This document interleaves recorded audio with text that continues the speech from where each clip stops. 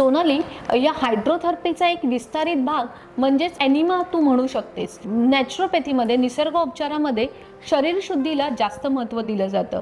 तर या एनिमामध्ये शरीर मार्गातल्या गुदत मार्गाद्वारे काही घटक आपण किंवा पाणी आपण आतमध्ये जाऊ देतो. ते पूर्णपणे मोठ्या आतड्यांमध्ये जातं आणि तिथून विषारी असे घटक द्रव्य, नको असलेले पदार्थ शरीरातून खेचून घेऊन किंवा वात, गॅसेस खेचून घेऊन शरीराच्या बाहेर टाकले जातात.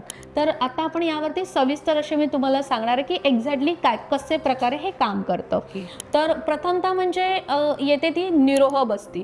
निरोह बस्ती म्हणजेच एनिमा, जिथे आपण काही वनस्पतींचा काढा, जसं तिफा चूर्ण किंवा कडुलिंबाच्या साध्या पानांचा देखील काढा येतो. कधी कधी आपण इथे प्लेन वॉटर देखील वापरतो, कधी कधी आपण इथे लिंबाचं पाणी वापरतो. अशी गरजेनुसार, पेशंटच्या गरजेनुसार आपण विविध डिकॉक्शन म्हणजेच विविध वनस्पतींचा काढा, जवळजवळ 1.5 लिटर काढा करून तो तुमच्या शरीरात एनसद्वारा सोडला जातो. हे पूर्ण लहान आतड्यांमध्ये हे पसरलं जातं आणि तिथे असलेले विषारी द्रव्य ते खेचून बाहेर घेतात.